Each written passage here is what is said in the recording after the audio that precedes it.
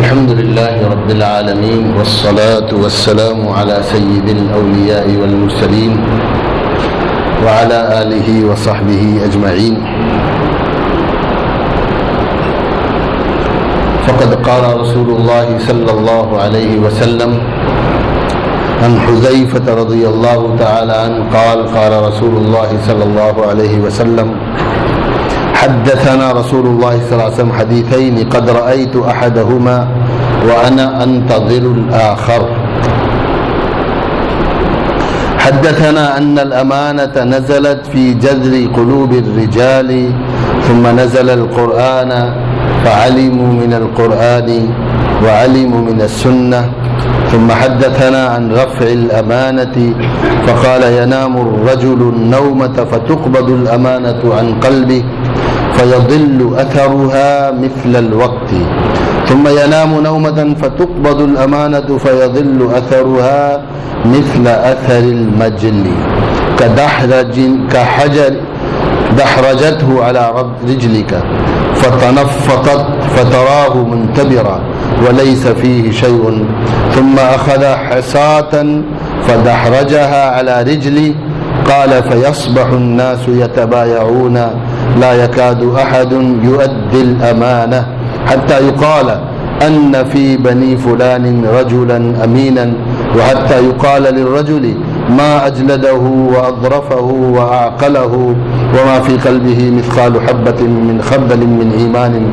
قال ولقد أتى علي زمان وما أبالي أيكم بايعت فيه لئن كان مسلما ليردنه على دينه ولئن كان يهوديا أو نصرانيا ليردنه علي ساعيه فأما اليوم فما كنت أبايع منكم إلا فلانا وفلانا أو كما قال صلی اللہ علیہ وسلم.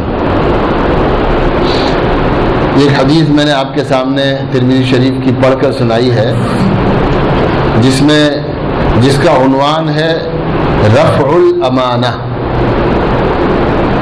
دلوں میں سے امانت کا اٹھ جانا، دلوں میں سے امانت کا اٹھ جانا. سب سے پہلے انسانوں کے دلوں سے امانت اٹھائی جاتی ہے یا اٹھائی گئی ہے. سب سے پہلے انسانوں کے دلوں سے امانت اٹھائی جاتی ہے اور سب سے اخیر میں نماز کا پڑھنا ختم کیا جاتا ہے. نماز کے بارے میں بھی ہے کہ سب سے پہلے نماز کا خشوع اور نماز کا دھیان اٹھا لیا جائے گا.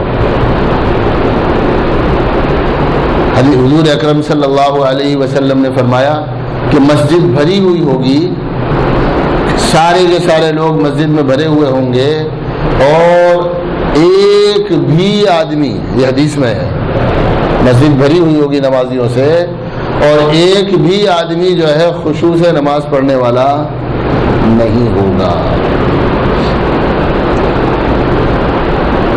نماز پڑھ رہے ہوں گے لیکن نماز میں خشوع اور اللہ کا دھیان نہیں ہوگا، نماز میں سکون اور قرار جو ہے وہ نہیں ہوگا، نماز میں توجہ اللہ کی طرف نہیں ہوگی.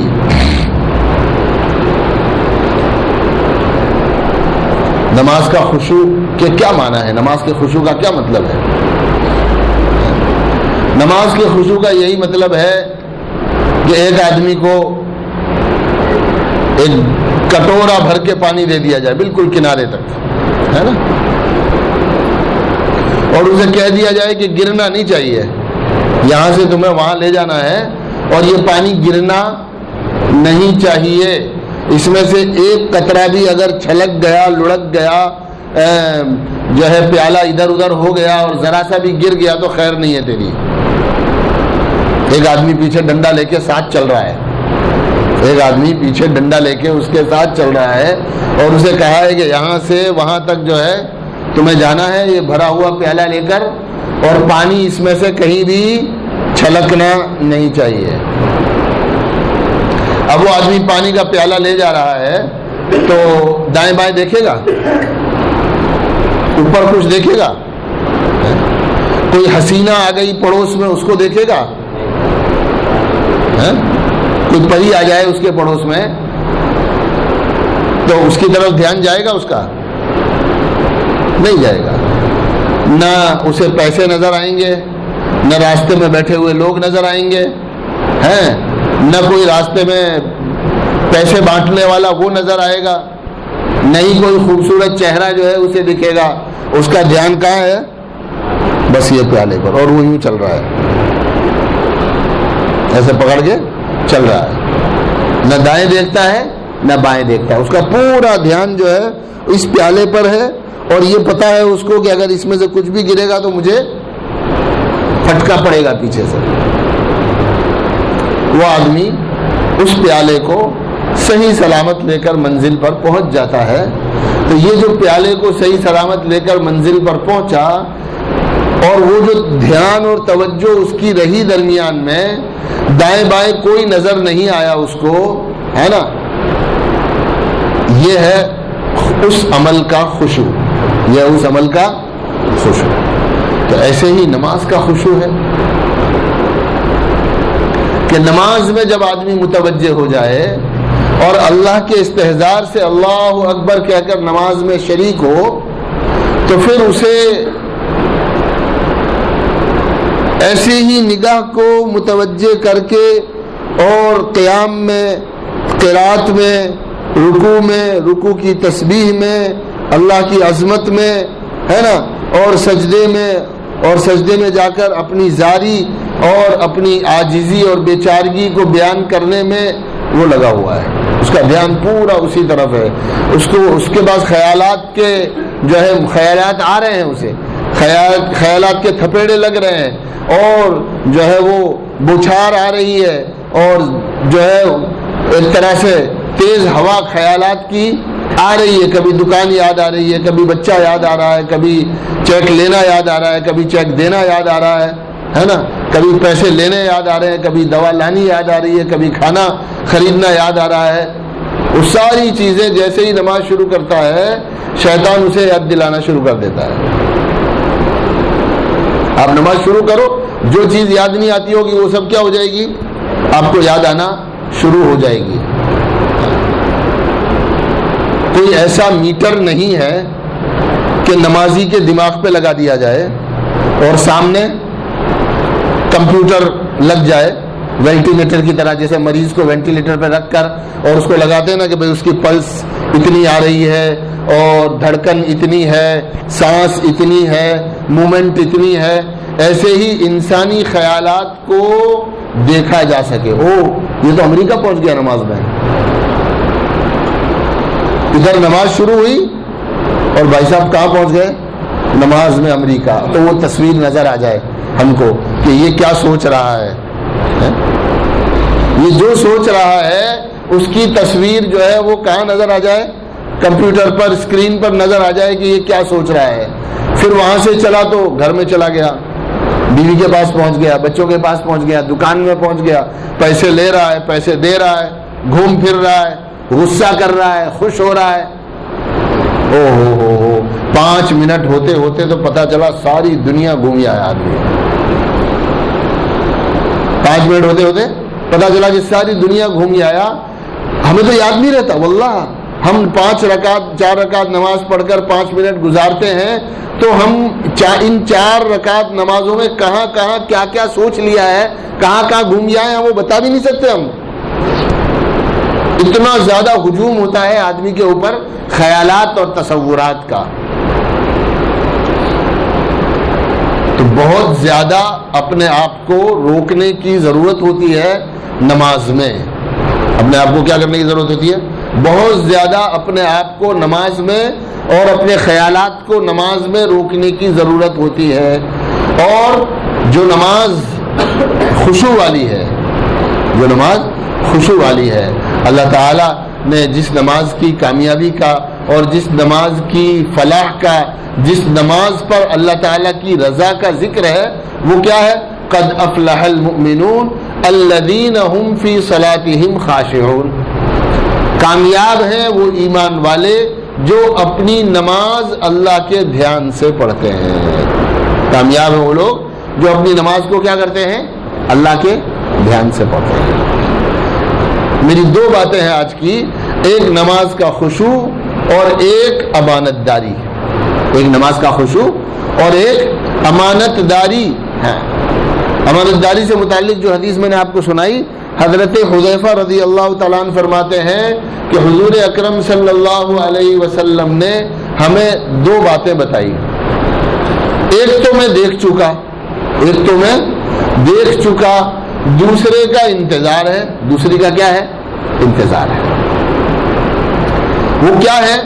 امانت دلوں میں آئے گی، امانت دلوں میں اترے گی. اللہ کے نبی صلی اللہ علیہ وسلم نے فرمایا کہ قرآن اترا، حدیث آئی، صحابہ کو، اس زمانے کے ایمان والوں کو حضور اکرم صلی اللہ علیہ وسلم کی صحبت ملی، اور وہ سب کے سب کیا ہو گئے؟ امانت دار بن گئے. جس کو ہم امانت داری سمجھتے ہیں وہ بھی امانت داری، اور دینداری یہ بھی امانت داری ہے. دینداری بھی کیا ہے؟ امانت داری ہے. اللہ تعالیٰ نے دین کو بھی امانت کے نام سے یاد کیا ہے. قرآن میں ایک جگہ کہا ہے اللہ تعالیٰ نے اِنَّا عَرَضْنَا الْأَمَانَةَ عَلَى السَّمَاوَاتِ وَالْأَرْضِ فَأَبَيْنَا ہم نے امانت کو زمین و آسمان پر اتارنا چاہا، پیش کیا ان کے سامنے کہ یہ جو امانت ہے دین کی یہ تم لے لو. فَأَبَيْنَا أَن يَحْمِلْنَهَا زمین اور آسمانوں نے اس کو اٹھانے سے انکار کر دیا. فَحَمَلَهَا الْإِنسَانُ اور انسان نے اسے اٹھا لیا. انسان کی عادت ہے اڑتا تیر پکڑنے کی. انسانوں کی عادت کیا ہے؟ اڑتا تیر پکڑنے کی، کہ میں نے کود کے تیر پکڑ لیا. فَحَمَلَهَا الْإِنسَانُ یہ اڑتا تیر پکڑنے کی مثال میں اس لیے دے رہا ہوں کہ اللہ تعالیٰ نے بھی کہا ہے اِنَّهُ كَانَ ظَلُومًا جَهُولًا. یہ انسان جو ہے نا یہ ناواقف ہے اور ظالم ہے. ناواقف ہے اور ظالم ہے. جوش میں جو نہیں کر سکتا اس کے لیے بھی ہاں بھر دیتا ہے. جو چیزیں مشکل ہوتی ہیں، جن کا کرنا مشکل ہوتا ہے، اس کے لیے بھی کیا کہہ دیتا ہے؟ ہاں کر ڈالوں گا، پھر چاہے نہ ہو. انہو کان ظلوما جہولا. تو اس قرآن پاک کی آیت میں اللہ تعالیٰ نے دین کو، اعمال دین کو، قرآن و حدیث کو کیا قرار دیا؟ کہ یہ امانت ہے. تو حدیث میں آیا نا کہ بھئی قرآن اترا، حدیث آئی، رسول اللہ صلی اللہ علیہ وسلم کی صحبت پائی، اور اس سب کی برکت سے سارے کے سارے لوگ ایمان والے بن گئے، امانت دار بن گئے. ایمان والے بن گئے اور امانت دار بن گئے. تو حضرت حذیفہ رضی اللہ تعالیٰ عنہ فرماتے ہیں کہ ایسا زمانہ تھا کہ کسی سے بھی لین دین کر لو کوئی مسئلہ نہیں ہے. کسی سے بھی، کسی بھی صاحب ایمان سے لین دین کر لو، کوئی مسئلہ کھڑا نہیں ہوگا. گواہ ہو نہ ہو، دستاویز بنایا ہو نہ بنایا ہو، پیپر لکھا گیا ہو یا نہیں لکھا گیا ہو، لا ابالی، کوئی پرواہ نہیں تھی کہ میں کس سے لین دین اور سودا کر رہا ہوں. اگر وہ مسلمان تھا تو اپنے دین کی وجہ سے، سنو دھیان سے، اگر وہ مسلمان ہے تو اپنے دین کی وجہ سے لَيَرُدَّنَّهُ عَلَى دِينِهِ، اس کی جو دینداری ہے نا، اس دینداری کی وجہ سے اس پر جو ذمہ داری ہے وہ ادا کر دیتا تھا. کوئی نہیں جانتا، میں نے آپ کو پیسہ دیا ہے، آپ کو واپس لوٹانا ہے، آپ نے کہا لو جی آپ کا پیسہ ہے نا. کوئی گواہ نہیں ہے، کوئی کاغذ نہیں ہے، کچھ لکھا ہوا نہیں ہے. اس کا دین اس کو آمادہ کرتا ہے اس پر کہ وہ حق والے کا حق ادا کر دے، کسی کا حق ضائع نہ کرے، کسی کا مال دبا نہ لے. اور اگر وہ مسلمان نہ ہو، یہودی اور نصرانی ہو، تو ان سے بھی لین دین کرنے میں ہم پرواہ نہیں کرتے تھے، اس لیے کہ دنیا میں انصاف کا نظام موجود ہے. کیا فرماتے صحابی حضرت حذیفہ؟ نظام انصاف موجود ہے. نظام انصاف کی وجہ سے ہمارا جو سائی ہے اور جو اس کے پاس جانے والا عامل ہے وہ انصاف دلا دے گا اور ہم کو ہمارا پیسہ مل جائے گا، لین دین پورا ہو جائے گا۔ اگر سودا لینا ہے تو وہ اس کا قبضہ مل جائے گا، پیسہ لینا ہے تو وہ پیسہ مل جائے گا۔ لیکن اب حضرت حذیفہ اپنی زندگی میں، ابھی صحابہ ختم نہیں ہو گئے، صحابہ سارے کے سارے ختم نہیں ہو گئے، صحابہ موجود ہیں، ابھی تابعین کا زمانہ چل رہا ہے، اور حضرت حذیفہ رضی اللہ تعالیٰ عنہ فرماتے ہیں لیکن اب معاملہ بدلنے لگا ہے۔ اب معاملہ کیا ہونے لگا ہے؟ بدلنے لگا ہے۔ حضور نے فرمایا ہے کہ جو ہے لوگ یوں کہیں گے، کسی سے پوچھو بھائی کوئی امانت دار آدمی ہے؟ اس لباس میں تو بہت لوگ مل جائیں گے، ہے نا، دیندار کپڑوں میں اور ظاہری دینداری کے لباس میں تو بہت سارے لوگ آپ کو مل جائیں گے، لیکن آپ پوچھو کوئی امانت دار ہے تو آپ سر کھجاؤ گے، امانت دار امانت دار امانت دار امانت دار۔ میرے پاس 5 لاکھ روپے ہیں، وہ مجھے کہیں رکھنے ہیں امانتاً، کوئی ہے ایسا آدمی جس کے پاس میں رکھ دوں اور مجھے سفر ہے مہینے کا 2 مہینے کا، میں واپس آؤں گا پھر میں لے لوں؟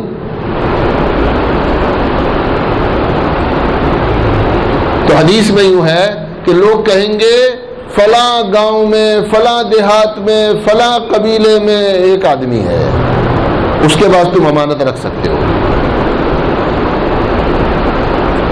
فلاں گاؤں میں، فلاں دیہات میں، فلاں قبیلے میں فلاں ایک آدمی ہے، تم اس کے پاس کیا رکھ سکتے ہو؟ امانت رکھ سکتے ہو، ورنہ آس پاس میں آپ کو کوئی بھی آدمی نظر نہیں آئے گا جس کے پاس امانت رکھی جا سکے۔ حضرت حذیفہ نے فرمایا کہ اس زمانے میں لا ابالی من ابایع، لا ابالی من ابایع، میں پرواہ نہیں کرتا تھا کس سے لین دین کر رہا ہوں، لیکن آج وَلَكِنَّ الْيَوْمَ أُبَايِعُ فُلَانًا وَفُلَانًا وَفُلَانًا، آج میں سودا کرتا ہوں تو ایک فلاں سے، ایک فلاں سے، ایک فلاں سے۔